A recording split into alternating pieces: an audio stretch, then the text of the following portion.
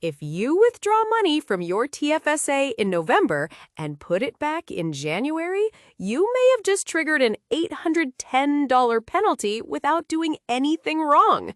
The Canada Revenue Agency does not see your January deposit as a recontribution. It sees it as a brand new contribution into an account that was already full, and the math runs against you from the moment the deposit clears. One London dental hygienist found out 18 months later in a letter she did not understand at first. Anaya is a 41-year-old dental hygienist in London, Ontario, who had already maxed her TFSA contribution room in February. She was at her annual limit. 9 months later, a kitchen renovation came up and she pulled $9,000 out of her TFSA to cover the contractor. In January, when the new year began, she put the $9,000 back. Same amount, same account, same destination. To her brain, this was simple. She was returning what she had borrowed from herself. To CRA, she had just over-contributed by $9,000. Here is what most Canadians do not know about TFSA withdrawals, and that is the part most people focus on. But the timing rule is not what cost Anaya $810. The deeper trap is. When you withdraw money from a TFSA, you do not get that contribution room back in the same calendar year. The room reappears on January 1 of the following year. Anaya's $9,000 of room from her November withdrawal would not become available until the next January, and even then, only if she had not already used her current year's annual limit. Because she had already maxed her room in February before the withdrawal, putting the $9,000 back in January simply pushed her $9,000 over her limit. The clock started immediately. Most people would assume the issue was the timing rule alone. That is part of it.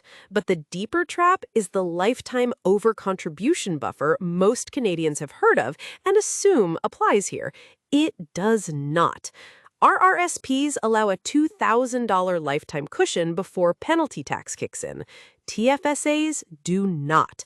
The TFSA over-contribution penalty starts at $1. There is no buffer, no grace, no first-time offender consideration. $1 over your limit on the last day of the month triggers a 1% penalty for that month.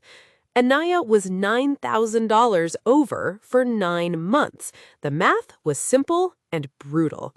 $9,000 times 1% times 9 months equals $810. Here's what surprises most people, and the clue was already there. CRA does not always wait for you to come forward. The agency receives transaction data directly from your financial institution every year. By February of the following year, CRA has already matched your bank's reporting against your contribution room. The 18-month gap between Anaya's January deposit and the letter that arrived was not CRA building a case. It was the TFSA reporting cycle catching up. The penalty had been running the whole time. Here is what to do. Step 1. Log into CRA My Account and pull up your TFSA contribution room before making any deposit, especially in January or February. If you have already maxed your current year's room with a January contribution, withdrawal room from last year does not stack on top. Step 2. If you have already overcontributed, remove the excess immediately. Every additional month it sits in the account costs another 1%.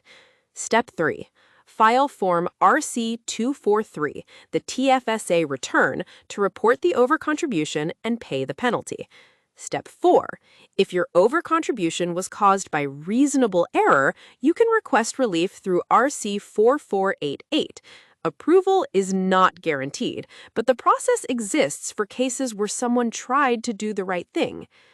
The TFSA has exactly one rule that catches careful people, and the rule is not the contribution limit, it's the calendar.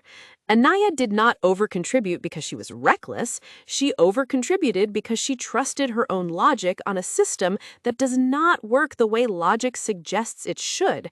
Knowing the rule before you make the deposit is the difference between a bad surprise and no surprise.